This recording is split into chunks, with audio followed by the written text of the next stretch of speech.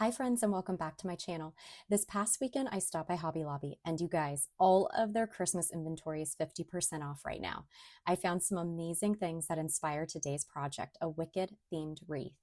Since the second Wicked movie is out in theaters today and I am so excited to see it, I thought it would be fun to make a changed for good wreath combining both Glinda and Elphaba. I picked up these beautiful Shatterproof ornaments in the perfect Glinda pink and Elphaba green. They were $8.99 for a pack of 50 and of course half off. I also grabbed a few festive picks, this berry spray for $1.49 and two glitter poinsettia picks for $1.99, both also on sale. For our wreath base, we're keeping it super simple. We're going to be using wire hangers. And in honor of Joan Crawford, no wire hangers ever! I'm using these rose gold ones from Amazon. All right, let's jump right into the project. I went ahead and separated my ornaments and placed them into these fabric bins to make it a lot easier to select from. First, we're going to go ahead and take our wire hanger and we're going to gently bend it and mold it into a circular shape. It doesn't have to be perfect, just do your best to mold it into a circular shape.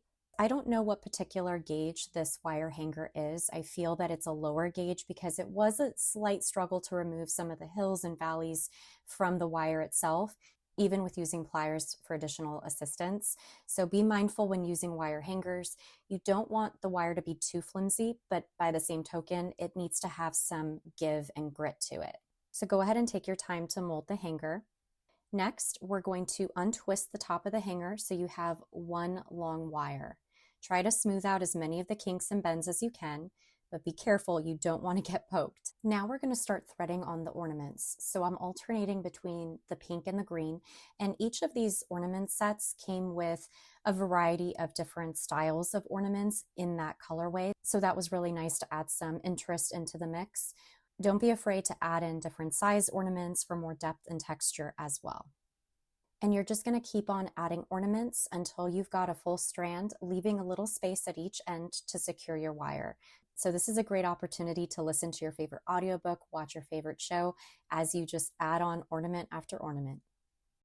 Before I secure the ends, I give the strand a little shake to make sure everything is snug and there aren't any gaps in between the ornaments. Then I add a rubber band to each end, and this helps to stop the ornaments from sliding around.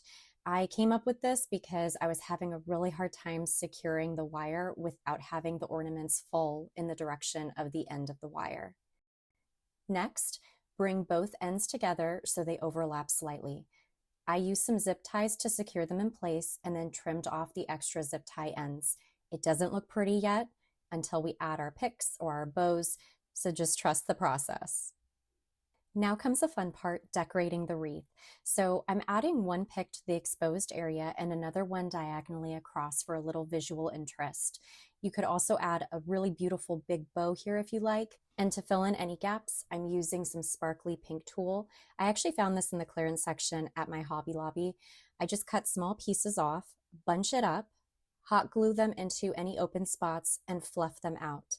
I do this randomly all around the wreath to give it that whimsical, wicked vibe. As a finishing touch, I'm adding bits of that berry spray. I just cut small sections off and glue them into the same areas as the tulle. I then take this Beadalon Supple Max illusion cord. It's very strong, it's like fishing wire, and I cut a piece off and thread it at the very top of where I want the wreath to hang, and I just knot it into place, and that way when it's hanging on the wall, you don't even see that cord. And here she is. I absolutely love how this turned out.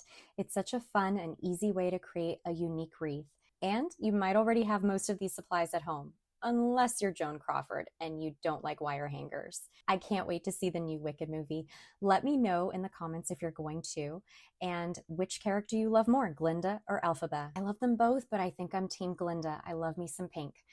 Thanks so much for watching and supporting my channel. Don't forget to like, subscribe, and hit that bell for more DIYs. Until next time, bye friends.